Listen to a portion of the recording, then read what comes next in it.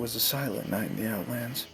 Inside a tall and rocky cave, red fire came from the ground and illuminated it completely.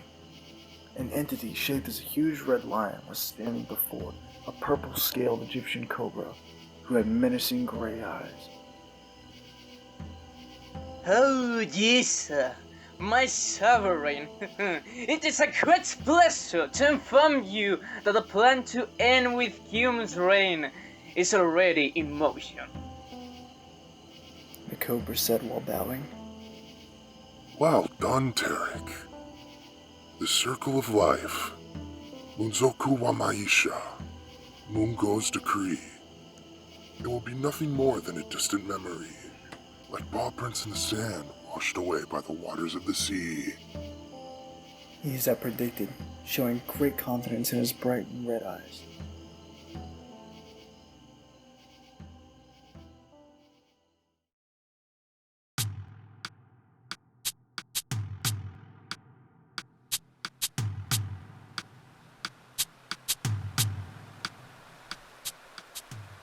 Indaba was standing before a small, quiet river in the Keomeo Valley, pensive, deeply immersed in his thoughts.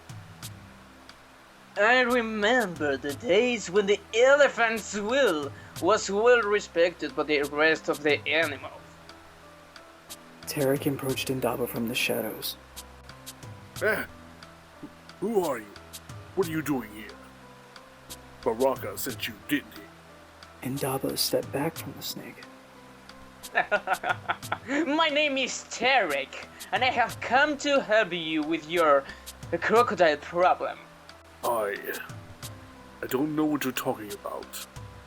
I warn you.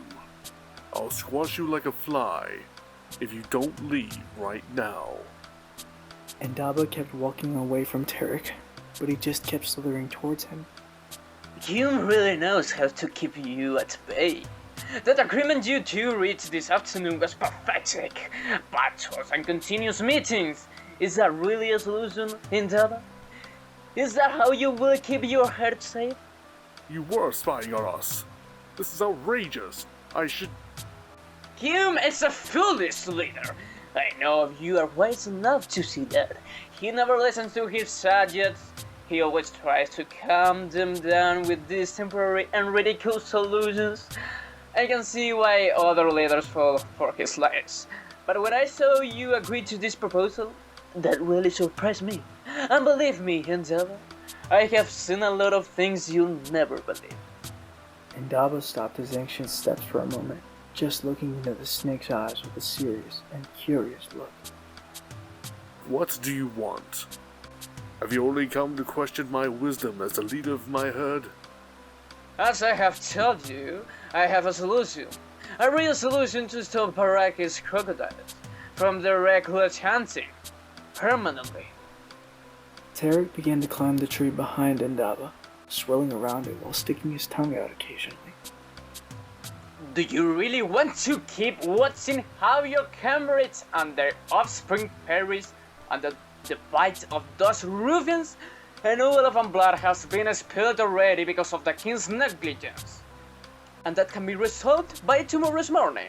But for that to happen, I need you to swear allegiance to me. Why would I do that? This is not only about the crocodiles, Indaba. I want to end Keome's reign, and I have the means to do it. Well, almost all the means. I need the enormous strength of you and your elephants. One of your footsteps makes the earth tremble, and your trunks uproot the trees as if they were flowers among the grass. Join me, Indaba, and the elephants will thrive for generations to come. You will never be ignored or belittled again. I promise. Tarek left the Keomeo Valley, slithering proudly across the ground until he reached Lake Matapi, where a large group of baboons was waiting for him. Good night, chosen ones. Did you gather the Aconite, Mjinga? Mjinga was a well-respected baboon among that particular group, but not too brilliant for the rest of the animal leaders. Of course we did, Bossy Tarek. Bossi means boss in the common language. Mjinga stepped aside along with his comrades, revealing a big mound of beautiful purple flowers. Good, more than enough to start the ritual. Bossy Tarek, I don't mean to question your wisdom and experience, but is this really going to make us the most powerful animals in the Pride Lands? There are many things in the world that have been kept hidden but influential and powerful through the centuries, especially by the lions. When Dania, our world, was created, you baboons were granted with special blessings that only the Aconite flower can unleash. Every animal knows that baboons are the most brilliant and cunning animals out here. And I want you to claim your rightful place in the circle of life. Above everyone, elephants, rhinos, crocodiles, lions, of course. Well, yes, I guess that makes sense. We are very intelligent indeed, even intelligenter than a very smart animal. Yes. Now you must do the ritual exactly as I told you. If anything changes in the process, this will not work. Don't worry, I got it. We got it, right, guys? Shh! How's your man? The crocodiles are sleeping. And Ginger, we don't want them to get mad and eat us, right? No. Let's proceed with the ritual. The baboons put some of the aconite flowers in the waters of Lake Matapi, silently to avoid waking up the crocodiles. Then they went to the other big bodies of water like the Kutujali waterfalls, ending their journey in big springs, having put aconite flowers in the water as Tarek had told them. The baboons returned with Tarek with no aconite left in their hands. Well done, Mjinga. Did you leave Kodojo Lake untouched? Yes, Bossy Tarek, we didn't even get close.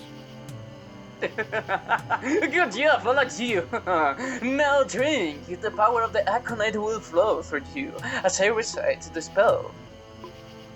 The baboons approached the shore of Lake Matapi and began to take big sips from its water as Tarek spoke unintelligible words. After they all finished drinking the water, they returned with Tarek with glares of confusion. Bossy Tarek, I don't feel much more powerful as I did before drinking that. Patience, chosen ones. The Aconite will take effect in the morning. I promise. Tarek bowed at the baboons. I only ask that you give me a place in your reign.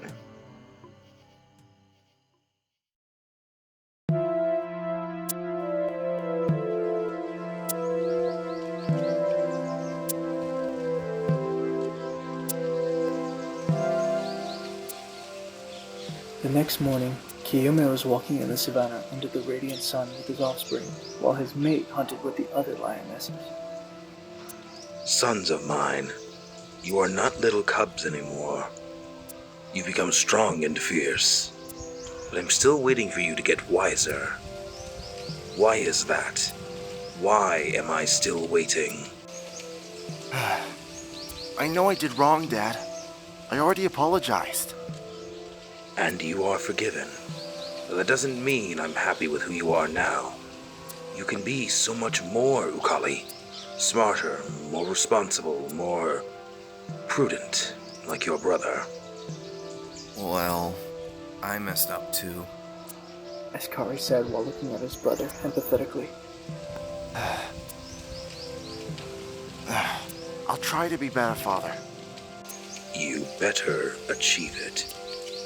There was a long silence between the three lions, until Kiyumi broke it abruptly.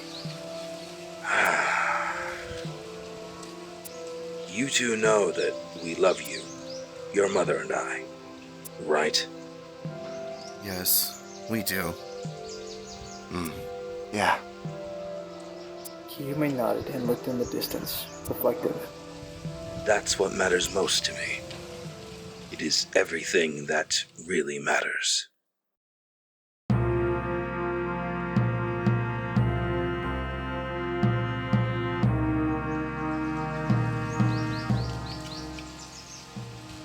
On the meantime, in a hidden cave near Kodojo Lake, Tarek was talking to a group of rogue lions. The plan is working perfectly. Now it's your tomb, Nwasi. Take Kodojo Lake. We'll hand it over only if the royal family grants me the throne and live the Pride Lands forever. Mwazi was the leader of these lions, tall and strong. He had a long scar on his snout, and his mane was black. He had ominous blue eyes.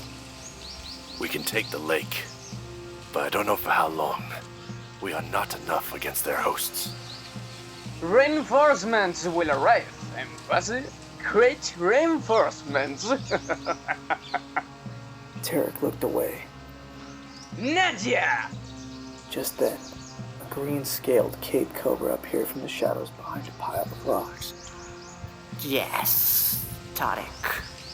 Eliminate the royal Majusi. His wisdom can spoil the whole plan if it reaches the ears of the royalty.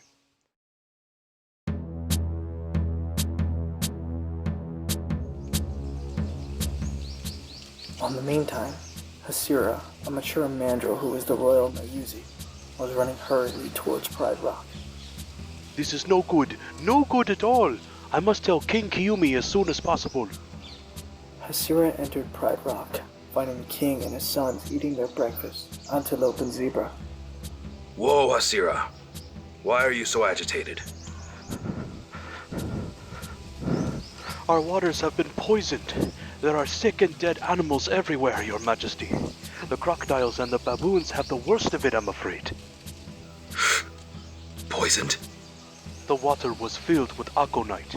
I found remains of the flower on the shores of Lake Matope, the waterfall's big springs. The Aconite is very poisonous, nefarious, and deadly. I've warned everyone to not drink from any pond, river, or lake until we sort this out. All of them are poisoned? How is this possible? Naya slithered stealthily between the rocks, behind the royal family, slowly approaching Hasira. This was a deliberate attack, Askari. I have no doubts about it. Just when Naya got right behind Hasira over a tall set of rocks, Ukali spotted him. Hey, get away from him! Ukali jumped at the snake, tackling him with his front paws. What were you trying to do, huh? What are you up to, Snake? Ukali held Naya strongly against the rocky ground. I asked you a question. Ukali began to press the snake's throat slowly with his paw, rubbing his scales with his claws. I was told to kill the monkey. Ukali kept pressing the snake's throat. By who? Spit it out. Tarek. They all shared looks of confusion, as no one knew who that was. Hasira approached the snake crouching before him. What do you know about the lake's poisoning? Naya refused to answer Hasira's question, so Ukali kept pressing the snake's throat. Tarek did it. To dethrone the king. Keomeo approached them. Where can we find him? Where is this Tarek whom you serve? Lake Kodojo. Keomeo looked at his firstborn. Stay here, Ukali. Make sure this scoundrel doesn't escape. With that, Keomeo, Hasira, and Askari rushed towards Lake Kodojo.